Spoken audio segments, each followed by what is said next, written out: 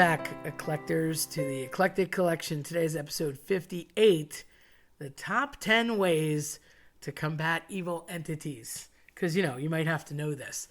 I guess looking back, being a Walking Dead fan, I probably could have gone 10 different ways to slay zombies. But since they're actually not an actual thing yet, we're working on that. But someday, I'd say get sharp objects, keep them around. Never know when you might run out of bullets. But I digress. Watching too many horror movies, and if you've listened to the Eclectic Collection lately, I'm in the spooky theme because of the impending fun Halloween season time, whatnot, changing the weather, etc.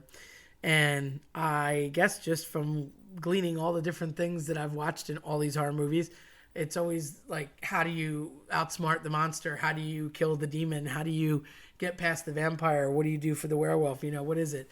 So I just compiled a list of very important things that I think can help.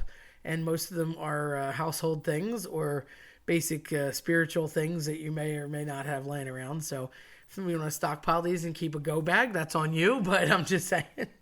Number 10 would be fire. So Frankenstein was very, very scared of fire for obvious reasons, because he was put together by stone stitchery of different cadavers, and lightning brought him to life. So the idea that even the Scarecrow in the Wizard of Oz, you think about fire being a danger. And of course, fire could be dangerous for anybody, but fire can also be a purification when you cut the head off of a vampire. And, I say this like we're doing this every day, but when you cut the head off of a vampire and you have to burn the remnants in order for it to, go away and be truly cleansed of evil. So that's a pretty good one.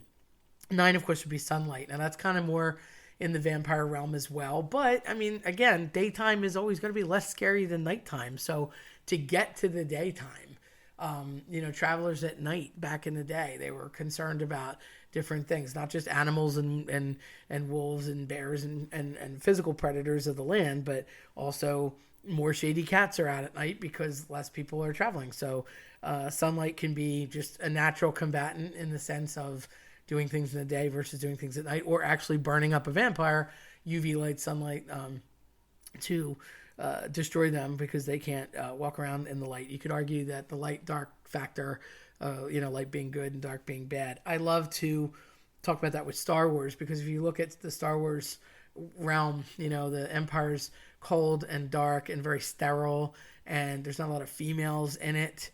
And you see this just a whole dark theme, and everything's gray and black and blah and very, very sterilized, almost like a clinic or prison. And then when you think about the rebellion, everybody's in white.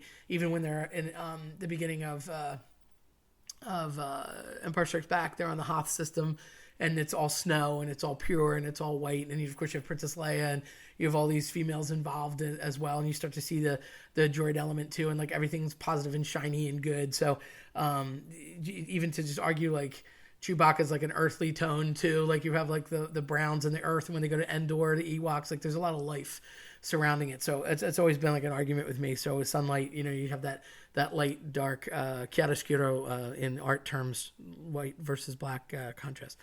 In 8, number 8 is steak. And as much as I love the fact that my sound engineers are playing with me here, because Kevin, of course, doesn't talk, and now Evan has come on board, and he writes steak, S-T-E-A-K. Gotta love Kevin and gotta love Evan, because Evan's always thinking about food. But in reality, it's S-T-A-K-E. Go, I just love catching their mistakes when I'm looking at this stuff. Kevin's like, I don't make mistakes. I don't know what you're talking about.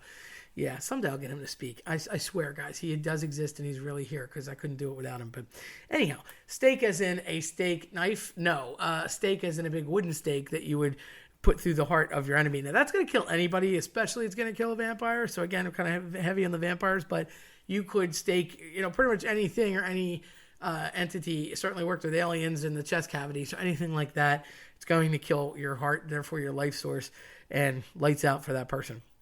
7 is a moderate cleansing unit of sage.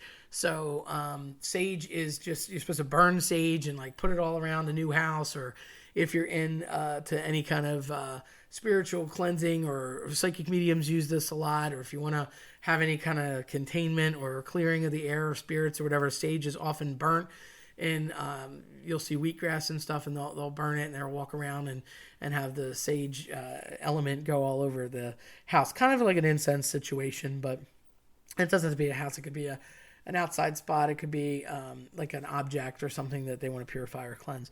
So sage is big there. I guess parsley and rosemary and thyme are jealous, but I just had to get that bad joke in because I have Simon and Garfunkel in my head. 6 is my favorite substance in all the world, garlic. I probably can't be a vampire, even though I do like to stay up late just because of the amount of garlic that I consume. Garlic is a natural vampire deterrent, and it also can stop people allegedly from turning into one, at least if you believe in the Blade series. I know that as an actual veggie or herb or whatever you want to call it, it's certainly functions as a spice and whatever. But they say that if you eat a lot of garlic, that you can lower your blood pressure. It's very good for you. People take garlic, which is like a spin-off of garlic, and I certainly eat garlic by the clove, so smell alone can be a deterrent. And there's a lot of home remedies that involve garlic that if you leave it out or have, like, it can help you breathe and things like that. So a lot of homeopathic stuff with garlic. Obviously, vampires a no-no. I guess he wasn't into Italian food. I don't know, but garlic's a no. So don't ever invite them into your home, by the way. They render you powerless. So that's a biggie with vampires. But if you're going to have them in, certainly serve some garlic. Number 5 kind of works with every negative energy, dark force thing. That's St. Michael's medals. So St. Michael is one of the 3 archangels. You have Raphael, and you have Gabriel, and you have Michael. And Michael is sort of like the be-all, end-all of the slayer of all bad things. And Michael is also patron saint of policemen and pilots. And he's just racks up patron saint qualities everywhere. But they say when you purchase a house that you should have your house blessed. And again, I grew up Roman Catholic, so that's totally normal. They used to have a block collection every year, and a priest would come and bless the house. But when you purchase a property, these days especially, because like there isn't much new land, I would totally investigate what it was. Was it an apple orchard or was it an Indian burial ground? Because they ain't buying any property on there. But if you're purchasing a house, you should investigate the backstory of that house, have the land blessed or have the house blessed. And then in the corners of your property, you should bury a St. Michael's medal in the ground, in the corners of all 4 of your property. And of course, have one in the home as well. And there is a St. Michael the Archangel prayer that is literally supposed to be the biggest ward off of, that wards off anything evil and anything terrible. So any kind of dark force or dark entity or any kind of demon or anything like that, because good always wins.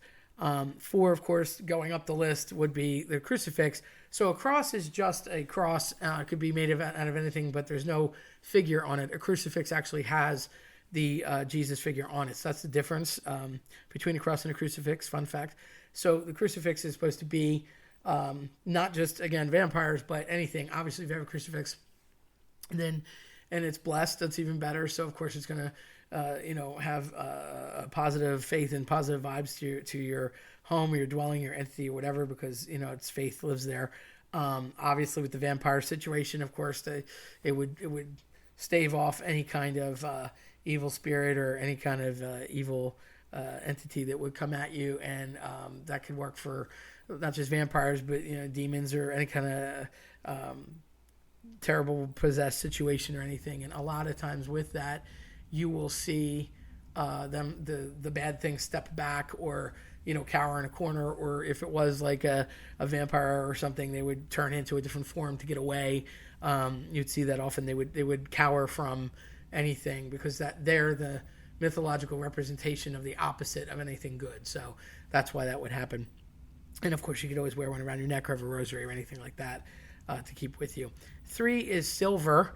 So silver bullets, generally with werewolves, also with vampires. Silver in general is a pure metal, and a lot of times you would stab any kind of vampire with silver. It should disintegrate.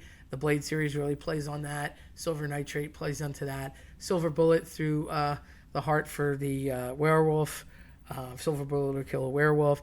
And then just the idea that silver is like a pure metal. So any kind of silver thing, you generally see silver, especially with like a lot of church paraphernalia like ciboria, or if you're talking about a chalice or something, you see silver and gold there too. So commodities, if you will. 2 is holy water.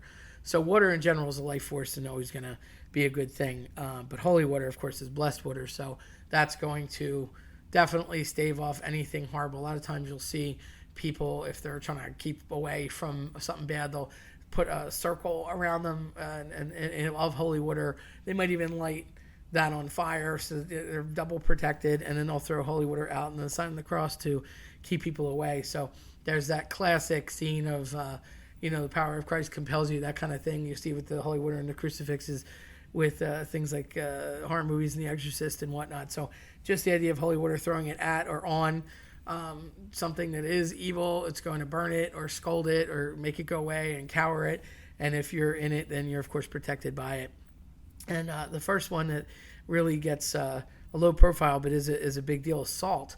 Salt is actually considered a sacramental. And there's one in the movie Warlock I watched years ago where they bury this evil book in the salt flats of Utah because no entity would ever go near salt because it's just a bad thing, and they wouldn't challenge it because there's too much good that comes out of salt. When you have a child baptized, they put a little bit of salt on their tongue, and obviously water, of course, and it's holy water that they're baptized with, and they also anoint them with chrism, which is a special oil. So it's like they're triple protected. So same kind of concept. And with salt, of course, it's also the idea that it's a preservative, so it's going to like keep the good, if you will. A lot of times they'll put a ring of salt around them as well if they're going to try and do something protecting like that. So salt is a big one that gets a lot of attention. So those are the top 10 things that I could think of to combat any kind of evil or anything bad. And again, you're not going to run out and make a go bag. You might, but with the spooky season coming on, think about that when you're watching your horror flicks. If you liked what you heard today, then check us out at eclecticcollectionpodcast.com or listen to us on your preferred platform. I'm Terry Tenaglia. Thanks for listening.